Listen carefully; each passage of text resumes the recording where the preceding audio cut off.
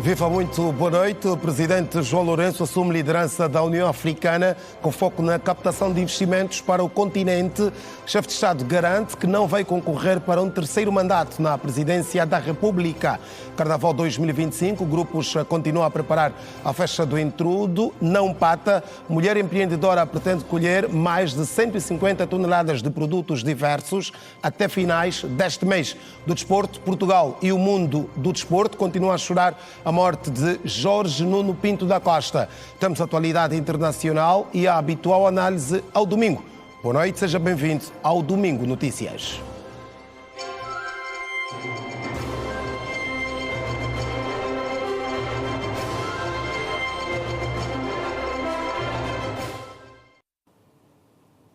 O presidente da República disse que não pensa e nem vai avançar para um terceiro mandato. Numa entrevista concedida à revista francesa Jeune Afrique, João Lourenço esclareceu que se esta fosse a sua vontade e a do MPLA, já no seu primeiro mandato teria sido feita esta alteração à Constituição da República. Números de mandatos do presidente da República em sede da revisão que fez na Assembleia Nacional. O chefe do Estado foi claro ao afirmar que a Constituição da República de Angola permite somente 2 mandatos, então que o documento reitor seja cumprido. Entretanto, o presidente da República, João Lourenço, disse que tal intenção nunca é das pessoas individualmente, é dos partidos políticos, tendo realçado que se fosse intenção do MPLA alterar a Constituição para permitir um terceiro mandato ao presidente da República. Tê-lo-ia feito a quando da revisão constitucional realizada no seu primeiro mandato. Eu não sei porque considero essa questão delicada. Para mim não é delicada. É delicada por quê? Se a Constituição diz isso, cumpra-se. Ok. Se a Constituição diz isso, cumpra-se. Mas, antes de dizer cumpra-se, deixe que eu lhe recorde que se haver essa intenção por parte do MPLA, essa intenção nunca é das pessoas individualmente, é dos partidos políticos. Se tivesse havido a intenção da parte do MPLA em alterar a Constituição para permitir um terceiro mandato ao Presidente da República, tê-lo-ia feito. Porque, por isso é que eu dizia, deixa-me recordá-lo, no meu primeiro mandato, por iniciativa do MPLA, que tinha maioria qualificada no Parlamento, então tinha mais de 2/3, poderia ter alterado o artigo que estabelece que só tem 2 mandatos. Teve essa possibilidade. A iniciativa de mexer na Constituição naquela altura foi nossa. Mexemos em tudo o resto, não tocamos neste quesito da limitação dos mandatos em 2. O presidente reiterou que naquela altura a iniciativa de mexer na Constituição foi do Executivo e disse que se fosse vontade do partido que suporta o governo, a alteração seria feita, já que o MPLA tinha maioria qualificada no Parlamento. Fala-se aí muito porque quer terceiro mandato. Tê-lo-íamos feito. Teríamos mudado ali, não haveria milagres a fazer. Ninguém conseguiria impedir que essa alteração fosse feita. Ninguém. Porque o MPLA, naquela altura, tinha a maioria qualificada de 2/3 no Parlamento. Portanto, tinha, como se costuma dizer na gíria, tinha a faca e o queijo na mão. E nós não usamos a faca para cortar o queijo na medida dos nossos interesses. Se tivesse havido esse interesse de fazer com que o Presidente da República tivesse mais que 2 mandatos. O Presidente da República, João Lourenço, descarta qualquer intenção de alterar a Constituição da República para concorrer a um terceiro mandato. Quanto ao seu sucessor, nesta entrevista, o chefe do Estado disse que esta pessoa terá de ser alguém que venha a servir o país, igual ou melhor do que ele está a fazer. O presidente da República, João Lourenço, assumiu neste fim de semana a liderança da União Africana. No primeiro discurso como presidente da organização, o estadista angolano afirmou que pretende lançar um vasto plano de atração de investimentos e captação de recursos financeiros significativos junto dos grandes parceiros internacionais. É a primeira vez que um presidente angolano assume a liderança da maior tribuna política do continente berço. O chefe de Estado angolano, João Lourenço, declarou na manhã deste sábado, na sede da União Africana em Addis Abeba, Etiópia, que pretende que a presidência de Angola vá ao encontro das expectativas dos cidadãos do continente.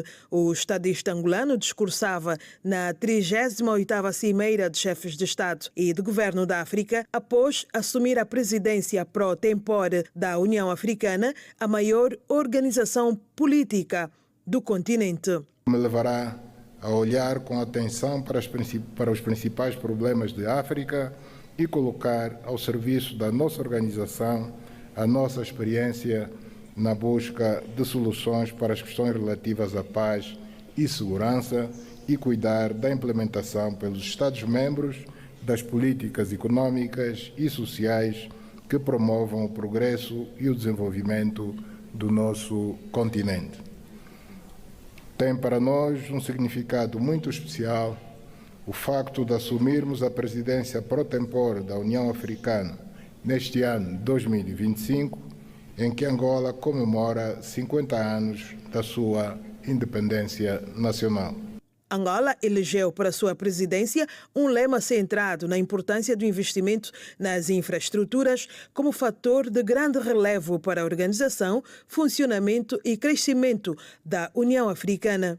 A conjugação destes dois aspectos pode levar-nos a construir um canal de comunicação e de diálogo com os nossos parceiros internacionais que os faça compreender a importância e vantagem de cooperar com uma África desenvolvida, industrializada, com capacidade para superar a fome, a pobreza, a miséria e o desemprego, reduzindo assim a probabilidade de conflitos armados e de imigrantes ilegais junto às suas fronteiras. Teremos a oportunidade de abordar estas questões na 4ª Conferência Internacional sobre o Financiamento para o Desenvolvimento, a ter lugar em Sevilha, Espanha, de 30 de junho a 4 de julho do corrente ano, por constituir uma oportunidade histórica para se redefinirem as regras de financiamento global baseadas na justiça econômica e na inclusão.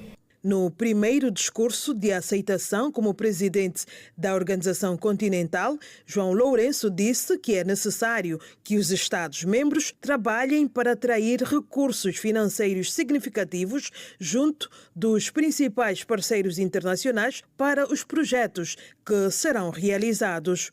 Pretendemos lançar, em articulação com todos os membros desta nossa instituição, um vasto plano de atração de investimentos e de captação de recursos financeiros significativos junto dos nossos grandes parceiros internacionais para que a Comissão da União Africana estabeleça as bases e defina os projetos de infraestruturas a serem realizados. Destaco o contributo que Angola poderá prestar ao desenvolvimento da África, colocando ao dispor o excedente energético que tem para a mitigação das necessidades de vários países neste domínio da energia. Pela relevância e importância estratégica que assume no quadro da transportação de produtos diversos e também no do comércio intra-africano e no de África com o resto do mundo, gostaria de destacar a importância do corredor de Lobito e dos caminhos de ferro tanzanianos Tazara, que poderão desempenhar um papel incontornável na interconexão entre os países africanos e na promoção do comércio que pretendemos realizar no âmbito da Zona de Comércio Livre Continental Africana. João Lourenço referiu ainda que os Estados-membros precisam de traçar estratégias que possam beneficiar o continente com a adesão da União Africana ao G20. Considero que devemos ter uma estratégia bem definida para colhermos benefícios significativos do facto de a União Africana integrar o G20, o que constitui uma conquista essencial para garantir que o nosso continente seja parte ativa das decisões econômicas globais. O cumprimento da Agenda 2063 passa pela pacificação do continente como fator de desenvolvimento, que é também uma das linhas estratégicas de Angola na presidência da União Africana.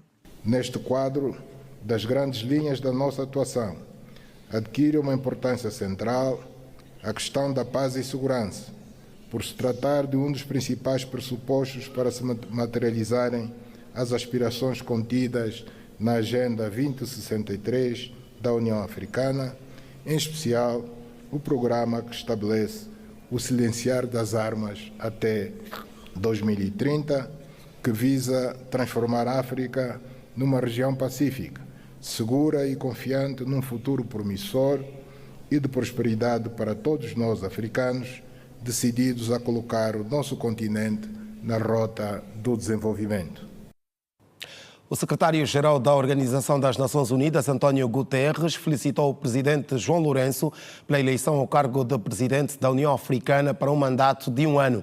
O chefe da ONU, que marcou presença no primeiro dia da 38ª Conferência dos Chefes de Estado e de Governo da União Africana, disse aguardar com expectativa a oportunidade para começar a trabalhar com o estadista angolano na qualidade de novo homem forte da União Africana. Na sua intervenção, Guterres destacou que os desafios em África são enormes, mas adiantou que a solução dos mesmos, sobretudo o que se vive na República Democrática do Congo, está nas mãos da Organização Continental. Quem também felicitou o presidente João Lourenço pela sua eleição a presidente da União Africana é o Bureau Político do Comitê Central do MPLA.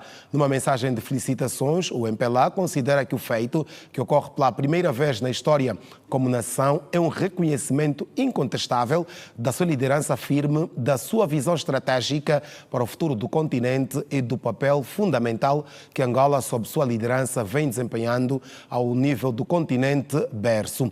A eleição do presidente João Lourenço à mais alta instância da União Africana reflete a confiança dos países africanos no seu compromisso em promover a paz, a segurança, o desenvolvimento sustentável e a integração regional no continente. A JMPLA também felicitou o estadista angolano pela sua extensão à presidência da União Africana. E a primeira-dama da República, Ana Dias Lourenço, foi eleita vice-presidente da Organização das Primeiras Damas Africanas para o Desenvolvimento. Esta eleição reforça o compromisso de Angola com a promoção dos direitos das mulheres e o desenvolvimento do continente africano. A primeira-dama da Serra Leoa, Fátima Mada Bio, foi eleita presidente da referida organização. Para além das primeiras-damas de Angola e da Serra Leoa, compõem o comitê diretivo as primeiras-damas do Malawi, Quênia, Guiné Equatorial, Congo, Nigéria e Etiópia. Durante o primeiro dia da Assembleia, foi aprovado o Plano Estratégico para o período 2025-2030, com particular destaque para a contribuição das primeiras-damas enquanto principais vetores de advocacia e de mobilização de recursos para a implementação dos projetos e programas da organização com impacto nos seus respectivos países. Ora bem, agora vamos à habitual análise ao domingo, aqui no seu espaço de notícias, na TV Girassol. Vamos começar por falar da entrevista que o Presidente da República, João Lourenço, concedeu à John Afrique, esta revista, onde garantiu que não pretende concorrer para um terceiro mandato. Temos connosco para os factos que marcaram a semana Daniel Tendo e André Mingas. Boa noite aos dois, bem-vindos. Boa noite, capitão. Obrigado. Muito boa noite e pronto, estamos aqui para fazer um exercício profícuo. E começo exatamente por si, André Mingas, até porque estamos a falar em Constituição, já que é jurista. O Presidente disse que a Constituição orienta ou recomenda 2 mandatos e nada mais, e é desta forma que é isso que vai acontecer. Ou seja, o Presidente João Lourenço garante que nunca pensou num terceiro mandato. Como é que recebeu este esclarecimento do Presidente da República? Eu gostava de parafrasear o próprio Presidente da República. Na sua primeira tomada de posse enquanto Presidente da República, ele usou uma célere frase que grande parte daquilo que são os magistrados de Angola acabaram também usando, onde ele diz que, aliás, o juramento dele é sobre cumprir e fazer cumprir a Constituição da República de Angola. E nos marcos constitucionais, o mandato do Presidente da República são apenas 2 mandatos. Nessa perspectiva, em obediência ao princípio da legalidade, Sua Excelência Presidente da República, então, faz jus ao juramento que fez, porque se quisesse fazê-lo, no entanto, devia fazer uma alteração constitucional e dar essa prerrogativa de ir até o 3º mandato, o que na realidade demonstra o compromisso e o comprometimento com aquilo que é a obediência aos cânones da Constituição da República de Angola. Daniel Tento, com este posicionamento, o Presidente da República acaba com as dúvidas, já que este tema tem muitas vezes sido debatido, muitas vezes fala-se em vários debates, em vários momentos de análises e até mesmo em sede dos partidos políticos. Este esclarecimento ou esta resposta que o Presidente dá nesta entrevista vai retirar de uma vez por todas esta dúvida?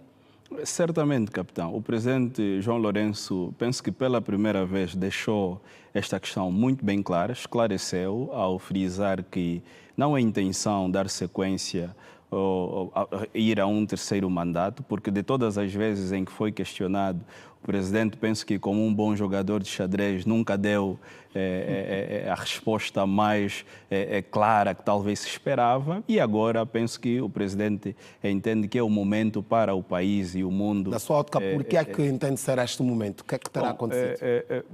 Há um aspecto que ele traz aqui, que também das outras vezes não foi tão claro, quando ele realça que já tem uma ideia do sucessor, quando na questão do perfil ele entende que o seu sucessor deve ser alguém patriota, alguém que faça igual ou melhor que o que ele está a fazer enquanto Presidente da República, percebe claramente que tem uma ideia de quem pode ser e talvez isso tenha sido o fator dominante para que o Presidente entendesse que é o contexto e o bom momento para dar a entender às pessoas que não é intenção do mesmo concorrer para um 3º mandato. E recomendava-se, André Mingas e também o Daniel Tento, gostava que respondessem os dois a esta pergunta, recomendava-se um 3º mandato ou é a decisão mais acertada?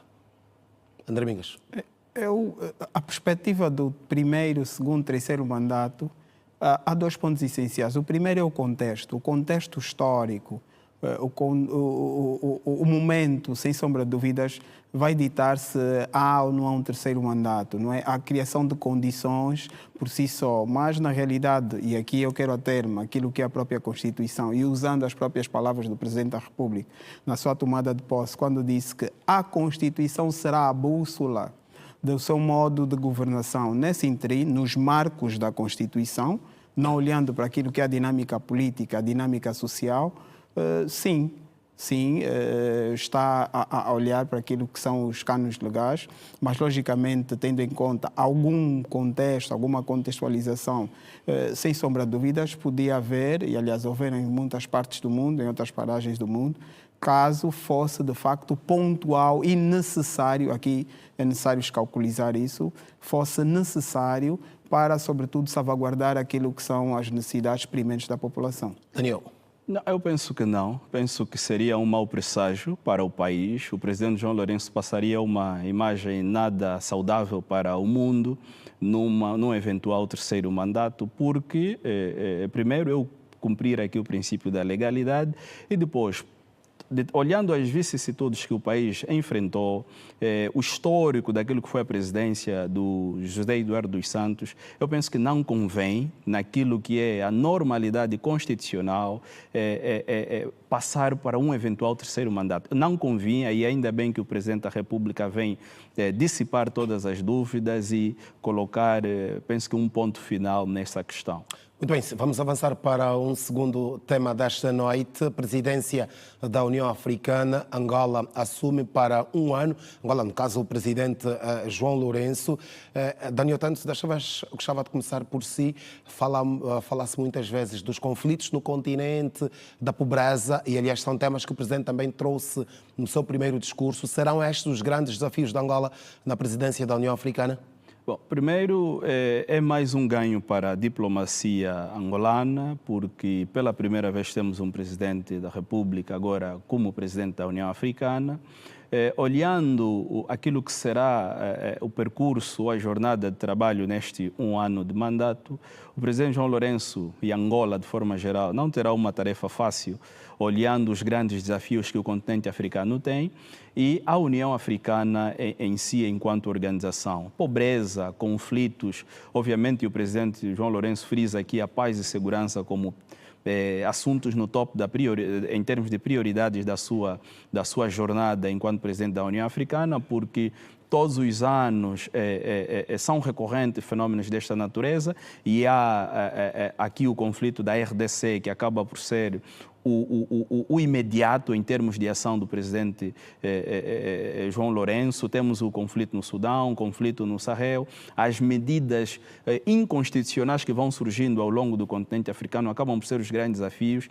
Depois temos desafios de natureza econômica, de natureza social, mas é importante aqui frisarmos que sem o apaziguar dos conflitos, nós não teremos uma África próspera, porque a prosperidade do continente africano depende essencialmente destes grandes conflitos que vão decorrendo. Há uma questão: a União Africana, em algumas lides, é vista como uma espécie de elefante branco, porque nem sempre consegue dar resposta àqueles problemas que são imediatos e recorrentes e elementares naquilo que é a sociedade africana, e goza, neste momento, de uma espécie de descrédito e desconfiança da população africana. Então, esse é um outro grande desafio do presidente João Lourenço. Quer dizer que, ao longo da jornada, todos aqueles conflitos, todas aquelas situações em que a União Africana for chamada para dizer uma palavra ou tomar alguma atitude ou ação, fará toda a diferença naquilo que é a devolução da credibilidade e confiança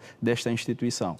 André Mingas, antes mesmo de começarmos este jornal, falávamos sobre este tema e sobre o período de mandato, um ano. É suficiente para a resolução de uma série de questões como estas que aqui já acabamos de elencar, questões económicas, mas principalmente os conflitos que se registram no continente e até o respeito à constitucionalidade? É também um assunto que muitas vezes o Presidente tem estado a condenar. Eu gostava de fazer uma reflexão nos seguintes termos. Primeiro é percebermos o espírito da criação da União Africana, não é? É necessário calculizarmos isso, percebermos o espírito, e daí o próprio presidente João Lourenço, sem sombra de dúvidas, terá um mandato com um grande êxito, olhando para essa questão. Primeiro, recuperar a espiritualidade da própria organização, número um, e quando eu falo de espiritualidade, quero levantar em aspectos como trazer a ideia da União Africana, em termos de unidade africana, e, sem sombra de dúvidas, depois trazer a própria ideia da filosofia africana. Ponto número um. Este será um dos pontos essenciais para criar a questão da interligação entre os povos. Outro aspecto essencial é a questão de que o período de tempo, sem sombra de dúvidas, acaba sendo um calcanhar de Aquiles. Mas, se houverem dinâmicas concertadas, sem sombra de dúvidas, pode haver essa, pelo menos, a tendência da unidade, da união. Outro aspecto essencial a se ter em conta, a questão da preservação da paz e da segurança no continente, muitas das vezes passa por um grande problema que o continente tem, que é a questão da fome. Esta fome que traz consigo os problemas da guerra e etc. Mas, no entanto, a questão da reserva alimentar, que é um dos grandes objetivos que há de passar pela questão da própria produção ou autossustentabilidade do próprio povo africano, e também a questão da forma de mediação dos conflitos, onde deve haver, dentro daquilo que são os hábitos e costumes africanos, encontrar-se um polo de ligação, porque, havendo um conflito entre as partes, é necessário encontrar polos de interesse entre as duas partes, para que, no entanto, haja um acordo como tal. Senhores, e daí... vocês falaram da questão dos conflitos e até do tempo de existência desta organização, que substitui a Organização de Unidade Africana. Eu lhes pergunto se faz sentido a União Africana que temos hoje, ou é também chegada a altura de ela própria avançar para uma, digamos que, revisão dos seus estatutos, da sua forma de agir? Bom, eu olho, obviamente que a dinâmica tanto africana como global é outra e organizações do pendor da União Africana precisam sempre de eventuais atualizações. A União Africana tem tudo para ser um ator global, com forte poder em termos de influência daquilo que é a agenda global. Mas, infelizmente, não tem sido. Por que é que não? Olhando os vícios e olhando a forma de como muitas vezes atuou. Eu penso que falta algum pragmatismo em termos de atuação e talvez aqui haja necessidade de se refletir naquilo que são os mecanismos atuais de resolução de conflito, os mecanismos de por exemplo, atração de investimento para o continente. Há, obviamente, necessidade de atualizar a organização naquilo que é a dinâmica atual, porque, na verdade, não seria a única organização ao fazer, porque quase todas as organizações internacionais vão se adequando em função desta dinâmica global atual que exige um reajuste naquilo que é o posicionamento das referidas organizações. André Mingas, uma reforma na União Africana é urgente ou como está a atuar até agora recomenda-se? Eu não chamaria uma reforma de forma tão estruturante. Até para reconquistar o respeito que algum dia já teve. Assim, olhando para a questão, as reformas nem sempre resolvem os problemas. O que eu gostava de chamar a atenção aqui é a necessidade, mais uma vez, dos africanos encontrarem-se, precisamente. Ora, fazer alterações aos estatutos vai mudar o modus procedente. Mas a minha questão é, o que está plasmado no próprio estatuto atual tem sido colocado em prática? É necessário olhar para questões de funcionalidade. Um dos aspectos que chama a atenção na União Africana é o facto de, por exemplo, a questão do conflito agora do Ruanda e o Congo. Existem diplomas legais. Há, aliás, os bens universais, os valores que estão a ser violados no Congo são universais. A África não está fora do contexto universal. Por que a União Africana até hoje não conseguiu aplicar uma sanção ao Ruanda? Perguntas que ficam no ar. Então, essas questões são necessariamente importantes, porque as reformas são feitas no papel. O que se deve ter em conta, e aqui subscrevendo o Dr. Daniel, o pragmatismo. Mas esse pragmatismo deve levar o espírito do modos de resolver dos africanos, porque os conflitos são africanos. E nesse interim, por isso é que eu chamei a atenção ao facto do presidente João Lourenço voltar à questão da espiritualidade africana, olhando para aquilo que é a filosofia africana, não é? Para trazer para si os membros da Organização Internacional, né, da União Africana, e depois, sem sombra de dúvidas, olhar para aquilo que são os dispositivos legais. Só um ponto agora, nessa questão, capitão. A parte da fragilidade da União Africana advém do fracasso dos Estados que o constituem. Logo, para termos uma União Africana forte, há toda a necessidade dos Estados também serem fortes. E aqui, para que esses Estados se tornem fortes, mais uma vez voltamos na narrativa do poder das instituições. Nós precisamos de instituições funcionais nos Estados africanos para que, de facto, se respeite todos os mecanismos, porque o Minga frisa aqui numa questão, existe em quadro legal, mas os Estados como Ruanda e a RDC continuam a degladiar-se mesmo diante de um sistema legal. Então há toda a necessidade de construirmos instituições fortes, fortalecermos as instituições dos Estados para que a organização de forma geral seja também forte.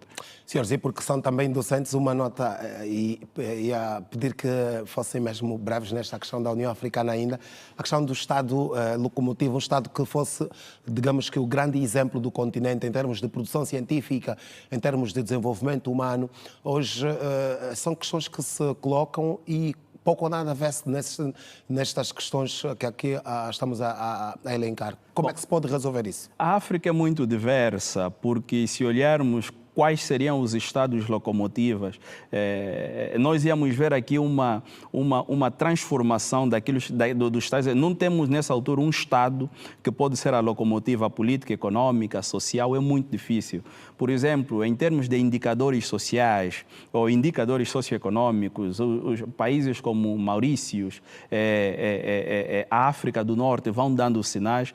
Do ponto de vista econômico, os países do oeste africano, ano vão tendo crescimentos acima de 6%.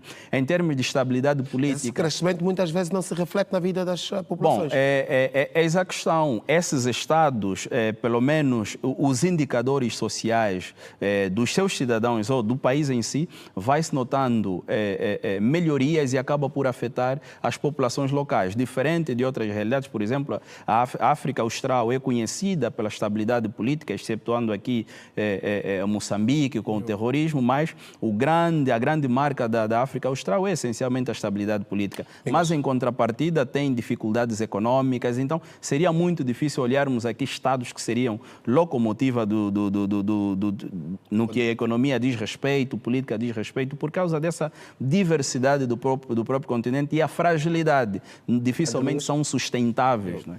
Eu gostava de pegar aqui a última frase do Dr. Tendo, sobre a questão da necessidade da diversidade.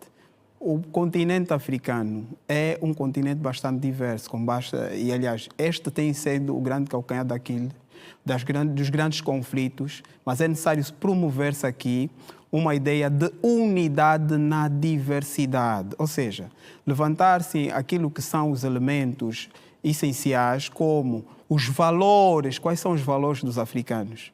Nesse sentido, encontrar-se alguns pontos de convergência, claro, olhando sempre aquilo que é a questão do respeito pela soberania de cada um desses Estados, o respeito pela soberania de cada um destes povos e, por si só, olhar para aquilo que são ideias consideradas universais para poder, então, respeitar elementos como a questão do crescimento político, econômico, desenvolvimento pessoal, sem sombra de dúvidas, beliscar aquilo que é a questão da necessidade da unidade e na União Africana. Meus senhores, a par desta cimeira, ou à margem desta cimeira, muitos encontros foram realizados entre os presidentes. O presidente angolano, por exemplo, esteve reunido com o presidente de Moçambique, Daniel Chapo, também com o presidente do Senegal e outras entidades. O presidente de Moçambique disse, Daniel Tento, que é a sua praia, que pensa mesmo em retirar, ou admitiu a possibilidade de retirar o imposto sobre o valor acrescentado em produtos de primeira necessidade. Como é que, enquanto economista, olha para esta medida avançada pelo presidente moçambicano? Bom, normalmente, medidas como essa, o grande objetivo é devolver o poder de compra às populações, às famílias.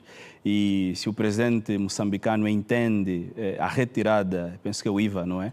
Do IVA, claramente percebe que há necessidade de fazer esse sacrifício para as finanças públicas, não é? Porque vai reduzir do ponto de vista da arrecadação, mas há necessidade de devolver o poder de compra às famílias. São medidas que, na maioria das vezes, a sociedade acaba por aplaudir, são as tais medidas populares do ponto de vista econômico. Agora, obviamente que, enquanto Estado, precisa olhar e certamente já tem um plano na forja de repor essa parte dessas finanças que serão retiradas para o Estado, mas devolvendo o poder de compra às famílias. Dramingas, estamos aqui a ver que será o Estado a suportar este imposto.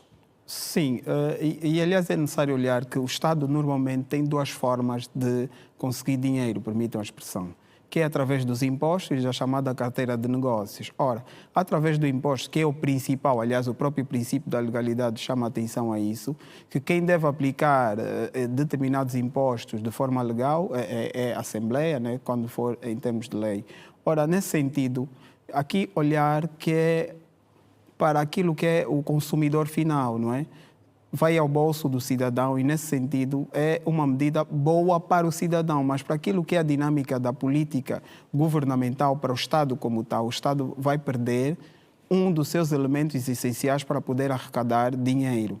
Nesse sentido, o próprio Estado vai ter que criar outras dinâmicas para poder tapar esse furo. Mas atenção, isto é uma medida que não é só meramente económica. Nós sabemos daquilo que é o contexto atual do próprio de Moçambique.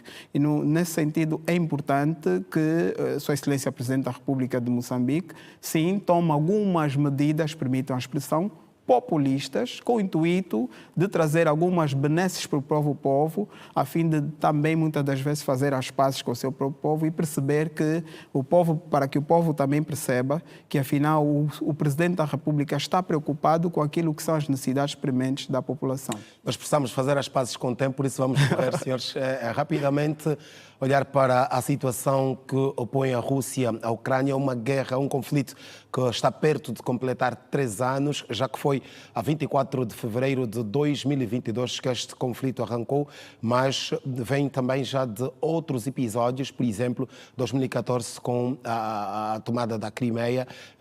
Daniel Tendo, será que desta vez que a paz há de chegar entre a Rússia e a Ucrânia? Já os Estados Unidos estão também por dentro destas negociações. Aliás, foi durante toda a campanha eleitoral uma promessa de Donald Trump que resolveria este problema da guerra logo no primeiro dia de mandato. Não o fez, mas está no seu segundo mês.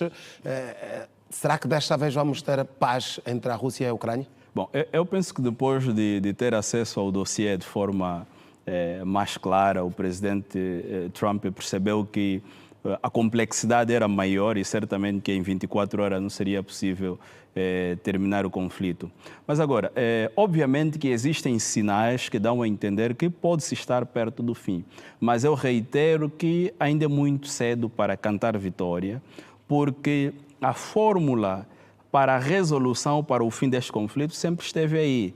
Os dois Estados envolvidos sempre manifestaram a vontade de terminar. Só que a grande questão é, terminar este conflito envolve cedências.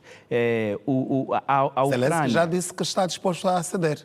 Exatamente. Precisamos perceber este denominador comum que entra, não é? Porque os Estados Unidos entram com uma fórmula que vem aliviar os danos causados, não é, para a Ucrânia, olhando aquilo que vai ser os benefícios da própria Rússia. Porque o que é que está aí? A Rússia entende que não deve ceder os territórios conquistados.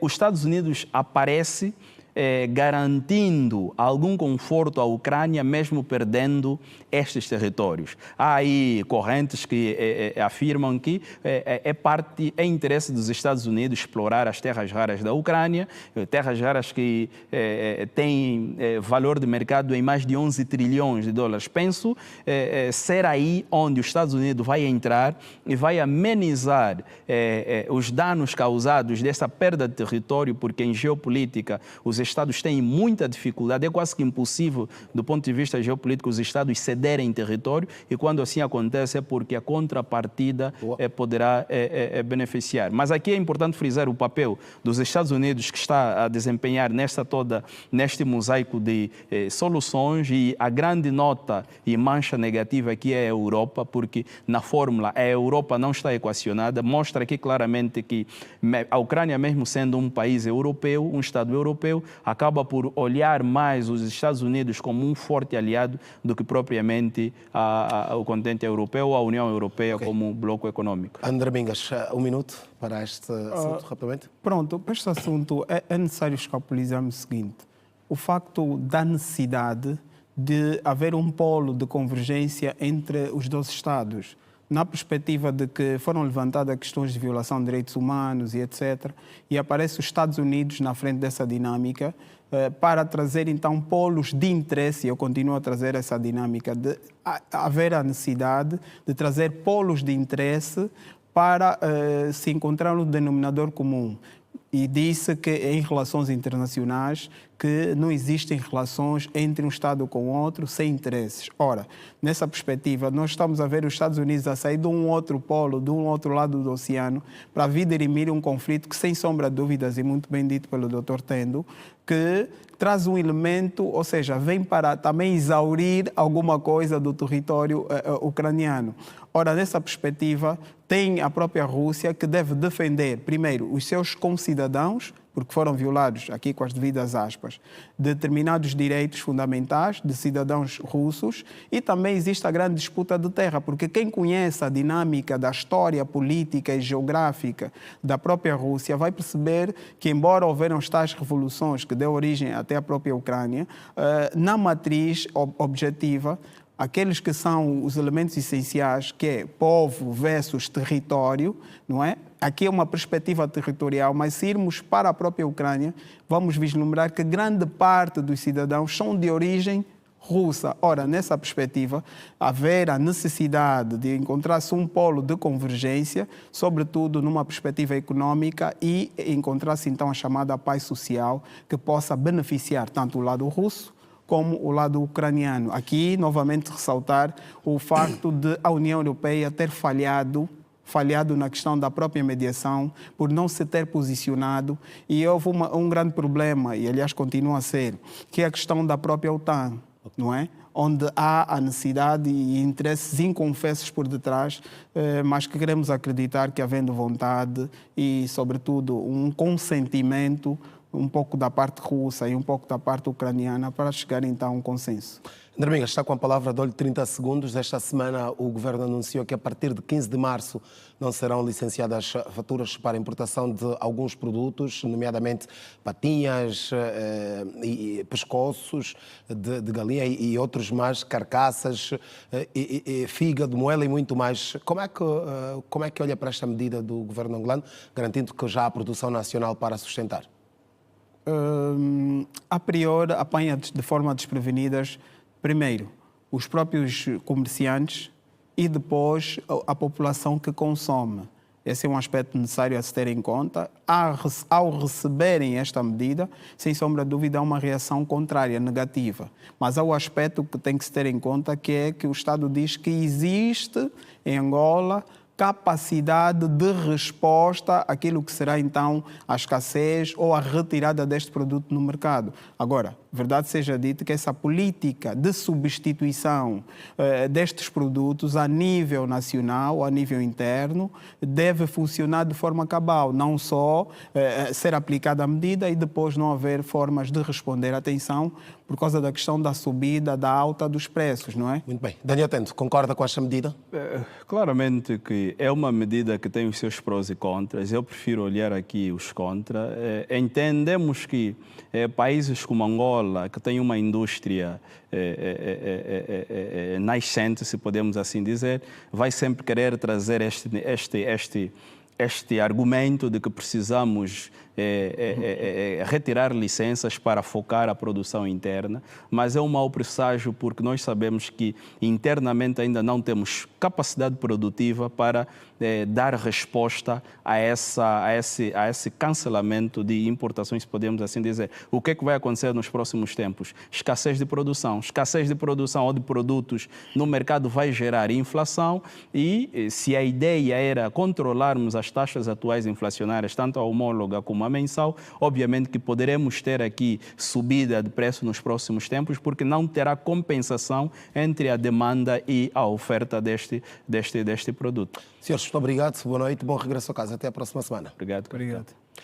Vamos seguir com outras da atualidade. A União Africana reafirma o seu compromisso de apoiar Angola no quadro do Programa de Diversificação da Economia e Aumento da Empregabilidade Juvenil. Estamos a falar claramente da União Europeia. Numa entrevista concedida à Rede Girassol, à margem de um fórum sobre sustentabilidade, a embaixadora da União Europeia em Angola, Rosário Bento Paes, sublinhou que o alcance destes objetivos consta do CIFA, Acordo de Facilitação do Investimento Sustentável.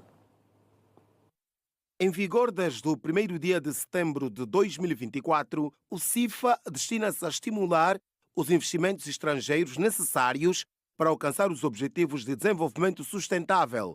Dentre os seus objetivos consta a criação de um ambiente empresarial mais transparente, eficiente e previsível para os investidores em Angola. A diplomata Rosário Bento Paes explica que a União Europeia tem disponíveis mais de 400 milhões de euros em doações para até 2027 investir em áreas que têm que ver com a diversificação económica e o desenvolvimento humano. Vai exatamente permitir que haja todas essas regras, sustentabilidade, governança e a parte social, obviamente, em particular tudo o que é com o capital humano, formação e salários mínimos adequados. Tudo isso faz parte deste pacote que nós vamos ajudar Angola. Rosário. Bento Paes refere que todas as iniciativas desenvolvidas com Angola visam o alcance da sustentabilidade e da competitividade das empresas. Tudo o que nós estamos a fazer neste momento bilateralmente com Angola é em prol exatamente de sustentabilidade e de competitividade, investimento e diversificação económica. Portanto, é disso que nós estamos a fazer no terreno já desde há muito tempo, começámos até muito antes de 21, mas neste orçamento de 21-27, que é sempre 7 anos, estas são as 3 prioridades.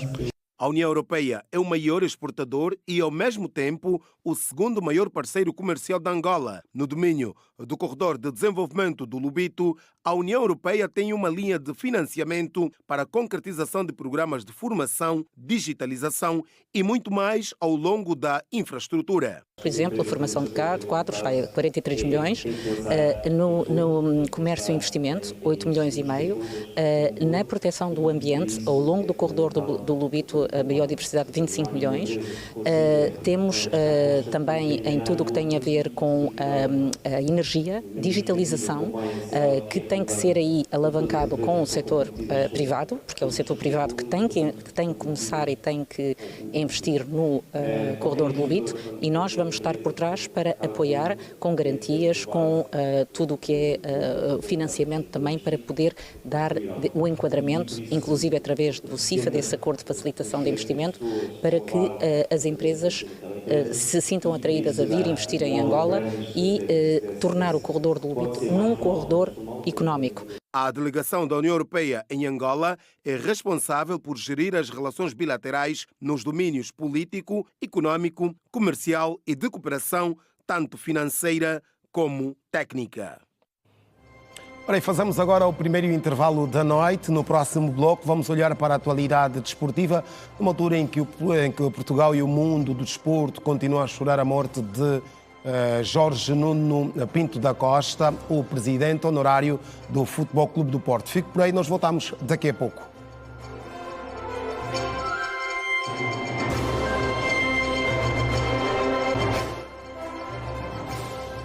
Estamos de volta. Jorge Nuno Pinto da Costa, antigo presidente do Futebol Clube do Porto, morreu este sábado aos 87 anos, vítima de doença. O antigo dirigente desportivo travava uma luta contra um cancro.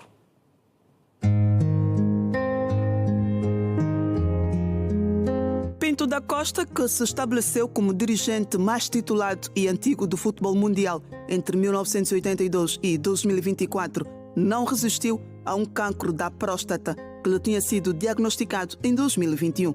O antigo líder dos azuis e brancos morreu menos de um ano depois de ter perdido as eleições para André Vilas-Boas.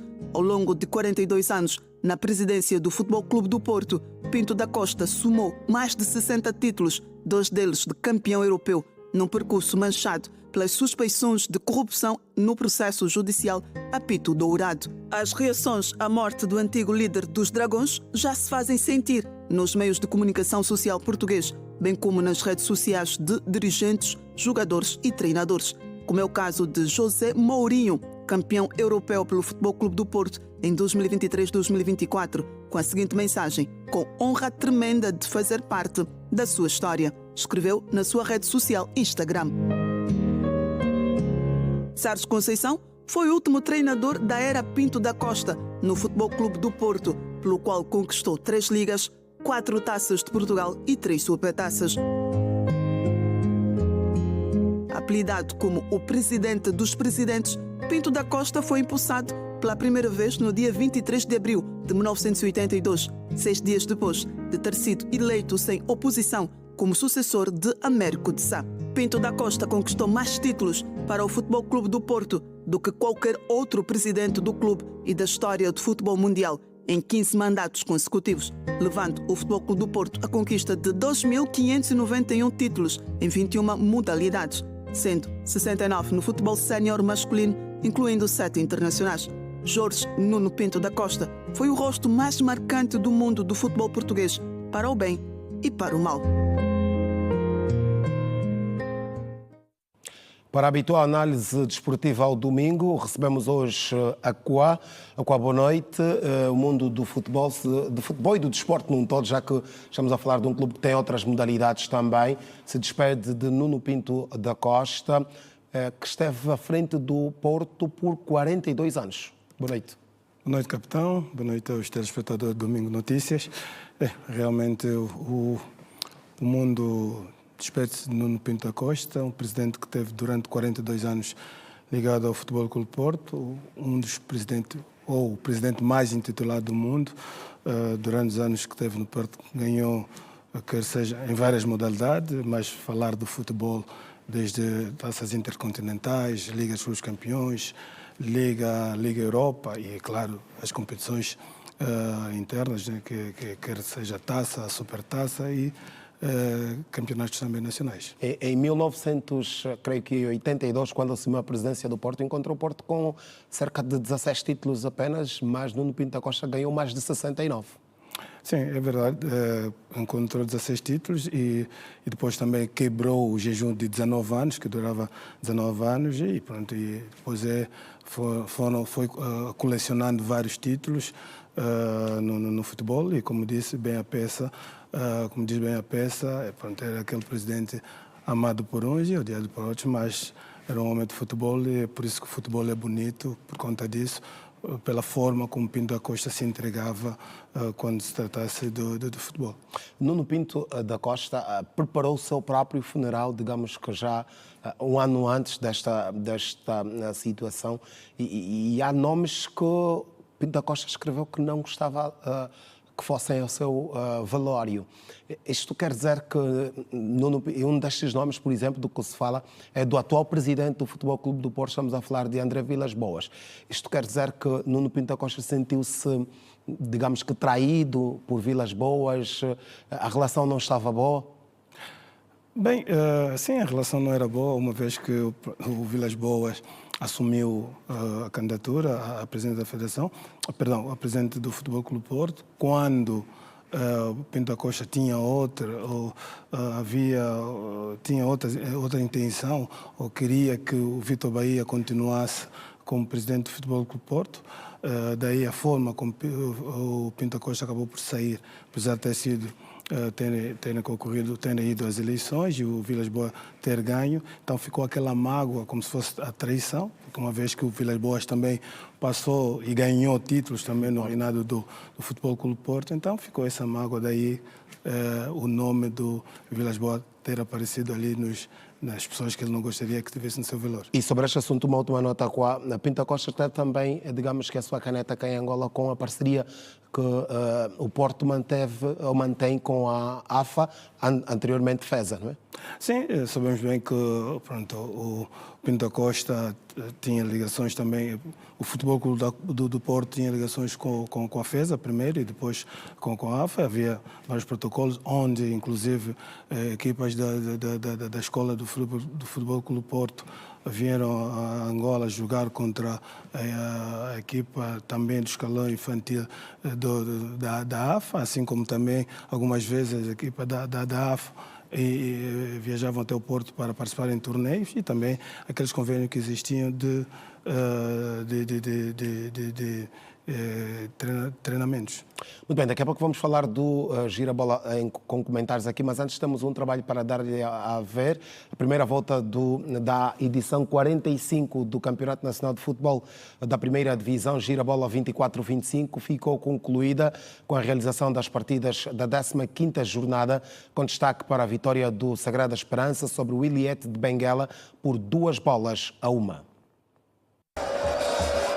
A ronda 15 do Girabola, a alegria do povo, encerrou a primeira volta do principal campeonato de futebol nacional. Jornada que teve início no passado dia 11 de novembro de 2024, com o Carmona a receber o Petro de Luanda e com quem perdeu por 2-0. Ainda em 2024, tivemos os seguintes jogos e resultados.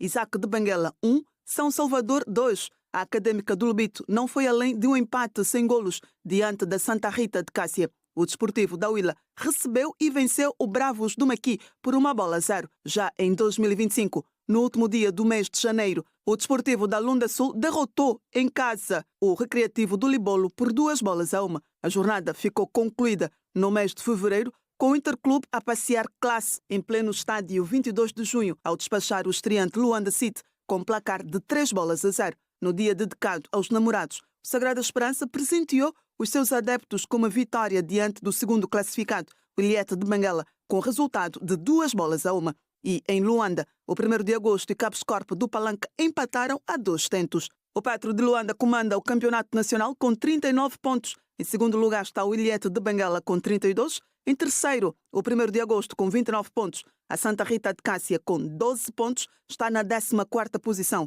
O Luanda City com 11 é 15º, enquanto o Isaac de Benguela com 9 pontos é o Lanterna Vermelha. Na lista dos melhores marcadores, Caporal, avançado do Ilhéta de Benguela, comanda a lista com 13 golos, sendo que Lito, do Clube Desportivo São Salvador, ocupa a 2ª posição com 7. Já os jogadores Pedro Aparício e Julinho, do Petro de Luanda, bem como Betinho, do Interclube, partilham a 3ª posição com 5 golos cada. A segunda volta do campeonato regressa no próximo dia 19 de fevereiro, com a 16ª jornada, com destaques para as partidas Sagrada Esperança, Cabos Corpo e Desportivo da Huila, Petro de Luanda. Aquá, o Girabola vai para a segunda volta, que deve arrancar no dia 19 deste mês. O Petro de Luanda está na liderança. O que dizer da primeira volta?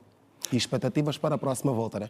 Bem, capitão, o Petro acabou por cumprir com aquilo que era o seu objetivo, terminar na primeira posição. Acabou por terminar a primeira volta sem derrotas, 3 empates.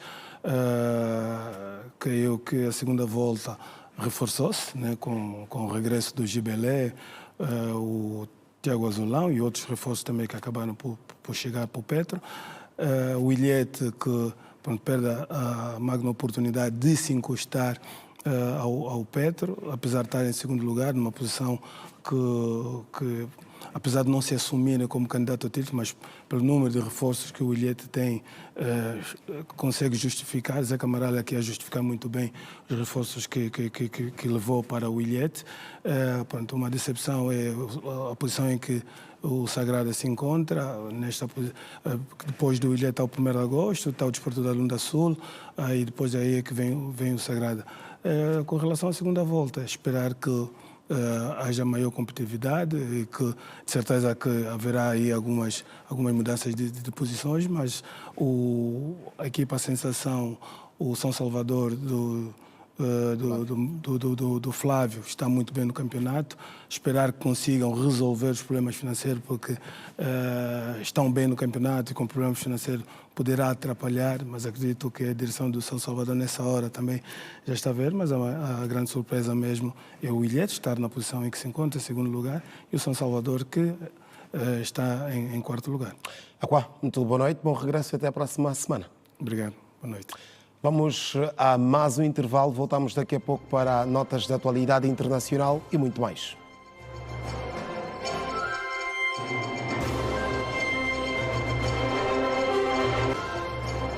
Estamos de volta para a terceira e última parte do Domingo Notícias. Seguimos com a atualidade internacional.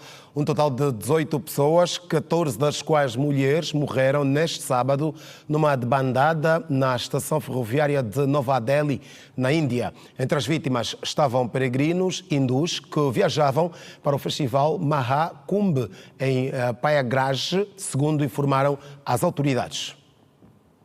O incidente ocorreu no final do dia, quando milhares de passageiros aguardavam para embarcar.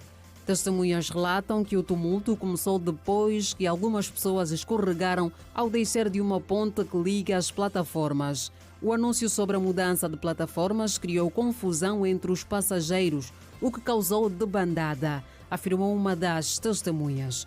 O primeiro-ministro indiano, Narendra Modi, expressou pesar pela tragédia e assegurou que as autoridades estão a prestar assistência a todos os afetados. O ministro dos Caminhos de Ferro da Índia anunciou a abertura de uma investigação para apurar as causas do tumulto. No mês passado, um incidente semelhante durante o festival Mahakumbh já havia resultado na morte de 30 pessoas. O exército da República Democrática do Congo, com apoio de milícias pró-governo, entrou neste sábado na cidade de Bukavu, no leste do país, numa tentativa de conter o avanço do grupo rebelde M23. A ofensiva acontece um dia após os combatentes terem tomado o controlo do aeroporto de Kavumu, o que forçou a retirada das tropas congolesas. A entrada das forças congolesas em Bukavu foi anunciada durante uma reunião de emergência sobre a segurança na região.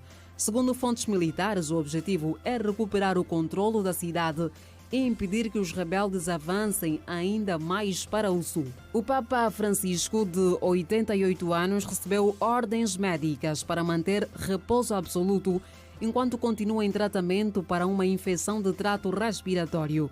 Internado no Hospital Gemelli, em Roma, desde sexta-feira, o pontífice apresentou melhoria em alguns parâmetros de saúde, mas permaneceu sem condições de realizar a sua tradicional bênção dominical, informou o Vaticano. No início da hospitalização, o Papa teve febre, mas passou uma primeira noite tranquila, com redução da temperatura corporal. No sábado, tomou café da manhã, leu os jornais e recebeu Eucaristia, intercalando momentos de repouso com oração e leitura. Num boletim divulgado ao fim do dia, o Vaticano confirmou que o Papa já não tinha febre e mostrava sinais de melhoria. Apesar disso, os médicos recomendaram que ele evitasse atividades, levando à suspensão da bênção dominical ao meio-dia deste domingo. O pontífice também pediu orações pela paz na Ucrânia, Palestina, Israel e em todo o Oriente Médio, Mianmar, Kivu e Sudão. Olhamos agora para a cultura. Quando faltam poucos dias para a celebração do Carnaval 2025, os grupos continuam a preparar ao detalhe a sua participação na festa popular. A Vinícius Mateus foi ao encontro dos históricos União Quiela e União Operário Cabocomeu, que garantem que a ansiedade para as comemorações do Carnaval dos 50 anos de independência nacional está em alta, mas as dificuldades financeiras permanecem. O Carnaval deste ano tem um sabor diferente. Ele comemora os 50 anos de independência nacional e meio século de liberdade. O intrudo conta a história de um povo, representado em danças, adornos e ritmos musicais. Neste momento, os grupos preparam-se para a grande festa do povo. Todos os anos que a gente trabalha mesmo para ir para a vitória. Nunca trabalhamos porque estamos aí para sair segundo, terceiro. Não, vamos mesmo sempre preparados para a vitória. São 39 grupos, sendo 15 para a classe infantil, 13 para a classe A e 11 para a classe B. Os históricos Cabocomeu e Quiela continuam na luta pelo título de campeões, mas as dificuldades financeiras permanecem as mesmas. A cultura ainda só deu 1 milhão de contas. 1 milhão de contas é nada. Estamos se preparando mesmo assim, bocado daqui, vamos se preparar. Vamos ver no dia 3. Os grupos pedem por mais apoio. Cabocomeu, Quiela, Ekazukuta, o Arnado, só 4 danças que ficou no Sandra, com 30 e tal danças que para ficar 4, de mesmo que o país mesmo. Este ano, por ser especial, devia ser ao contrário. Dariam os prêmios mais baixos e dariam o subsídio mais alto, que é para todos os grupos irem ao mesmo nível marginal. Senão assim ficam os grupos com um nível muito alto, outros com um nível muito baixo. No entanto, o União Mundo da Ilha vive um momento tenso. Com a perda do seu presidente no passado dia 9 de julho de 2024, o grupo sofre pela ausência do líder. Sem gravar entrevista, o grupo garantiu que continua a trabalhar para a grande competição. Este ano, o Carnaval vai ser dançado nos dias 1, 2 e 3 de março. Ora, e populares em Luanda acreditam que nos últimos anos o Carnaval perdeu o seu significado. Para muitos trata-se de uma festa popular pagã, daí não festejarem por questões religiosas. O Carnaval em Angola é comemorado por diversos grupos que competem entre si pelo título de melhor do ano. As associações de bairros e a população em geral também entram na festividade, mas há quem é indiferente a esta prática. Sinceramente falando, eu não sou uma pessoa que gosta muito dessas cenas de carnaval, etc. Mas aprecio as pessoas que gostam, sim. Cresci desde já muito conservadora. Comecei ao carnaval muito tarde. Seja por questões religiosas ou por gosto, o Carnaval de Luanda há muito que não agrada a todos. Há quem diga que a tradição pode ser retirada do calendário. Sinceramente, nos últimos tempos, tem se perdido muito aquela cultura do Carnaval que anteriormente, nós quando criança, na altura aproveitávamos muito o Carnaval, principalmente nas comunidades, nas ruas, e havia muita festividade, havia muita alegria, que hoje nem nota-se tanto. Por outro lado, com a aproximação da festa do povo, os amantes do intrudo começam com os preparativos para a comemoração em grande estilo. Tem muitos grupos que eu gosto de desfilar, que esse ano tenha uma inovação, que se calhar também que leva o prêmio, ou quem levar o prêmio, que seja um grupo jovem, né? Vai motivar muito a juventude a fazer. Olha, o que eu mais aprecio são as danças, as coreografias, a indumentária dos grupos e o tema em si do grupo que vai dançar. Independentemente do grupo, tem sempre um tema que mostra acerca da dança do grupo. Sim, mas gosto de ver o carnaval. Carnaval é cultura, carnaval é dança, carnaval é brincadeira, carnaval é alegria. Carnaval é tudo. É a dança, é a nossa identidade, a identidade de Angola. Foi a partir de 1987 que o Carnaval angolano ganhou contornos mais distinguíveis em razão do reconhecimento oficial da festa pelas municipalidades. Vamos até a província da Huila, onde uma empreendedora de 60 anos, no município da Umpata, prevê colher mais de 150 toneladas de batata até ao fim deste mês. Beatriz Jorge comercializa a sua produção na Huila e nas províncias vizinhas, como é o caso de Benguela e Namibe, e pretende aumentar a produção. Uma empreendedora de 60 anos de idade do município da Umpata prevê colher mais de 150 toneladas de batata até ao final deste mês. Beatriz Jorge, que se dedica a esta atividade há vários anos, tem cerca de 40 hectares cultivados, com um tubérculo que é bastante procurado no mercado nacional. Para além da Huila, a produtora diz que comercializa a sua batata nas províncias vizinhas como Benguela e Namibe. Este ano estou a prever colher talvez 150 toneladas de batata, porque agora tenho a pronta, depois tenho mais uma verde que está já, que plantei agora, que só tem apenas um mês. Nós às vezes através por via telefônica, as províncias vizinhas, Namibe, Benguela, mesmo a nível da província da Huila, aqui nós vendemos, a cidade de Lubango, vendemos sempre. Aumentar a produção é um dos principais objetivos de Beatriz Jorge, que, no entanto, para concretizar essa pretensão, diz que necessita de apoios para a obtenção de um financiamento. Para produzir mais, quer dizer, eu precisava de ter um meio de transporte, que o Estado me ajudasse a adquirir um crédito para conseguir uma carrinha maior que é para a transportação dos produtos. Porque assim, por que não faço? Devia produzir mais, mas infelizmente tenho que dividir a semente, vender, para depois tornar a semear. Depois outro dinheiro para comprar os fertilizantes, como os adubos.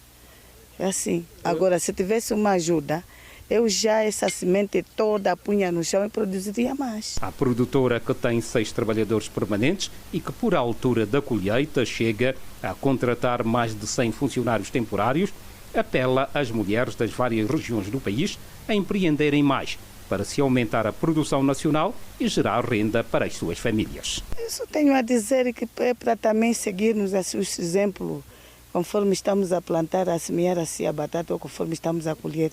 Porque num município, havendo só pelo menos 100 produtores que pudessem colher 150 toneladas, já seria, já não escusaria da gente importar mais batata para aqui, para a província, para o país. O aumento do preço da carne no mercado do 30 tem gerado preocupação entre os vendedores que enfrentam dificuldades para manter as vendas. O preço da carne tem registrado um aumento considerável nos últimos anos. No mercado do 30, por exemplo, os preços variam. Uma perna de vaca que antes custava 25 a 30 mil kwanzas, hoje pode ser encontrada entre 60 e 100 mil kwanzas. Da carne naquele perna éramos 20, 30, 25. Subiu 65, 85, 100. Aí até não tem como falar. Só come quem tem dinheiro, quem tem dinheiro vai comer. As vendedeiras do mercado apontam desafios não apenas no custo da mercadoria, mas também nas condições precárias em que trabalham. Muitas delas não conseguem espaço dentro do mercado e são obrigadas a comercializar do lado de fora, expostas ao sol e sem infraestrutura adequada, como disse esta senhora. Nós queremos mesmo ter que arranjar aqui para nos ficar bem. Andamos pagar ficha, andamos pagar também limpeza. Todo que anda pedir aqui anda mudar. Aqui andamos apanhar sol, pessoa cabeça fica assim um momento, vamos fazer como? Com o boi de sol tem que lugar sombra, se não tem sombra vamos ficar como? A carne vendida no mercado do 30 é, em grande parte, de produção nacional. As comerciantes dizem que a aquisição do produto nos campos varia entre 400 e 500 mil kwanzas, valores que acabam por decidir o preço final praticado para os consumidores. Tenho o peito alto, que está a sair 35. Também tenho o braço, que está a sair 80 até 75. Compro mesmo no campo. Compro boi lá no campo, às vezes no curral. Mas hoje é domingo, lá no curral não está a vender, está a vender no campo. Um exemplo é esse boi que eu estou a vender. Comprei a 530. Esta é a proposta da Fernanda Gonga a levar-nos até ao final do Domingo Notícias. Compromisso marcado para a próxima semana. Boa noite, fique bem. Estamos juntos.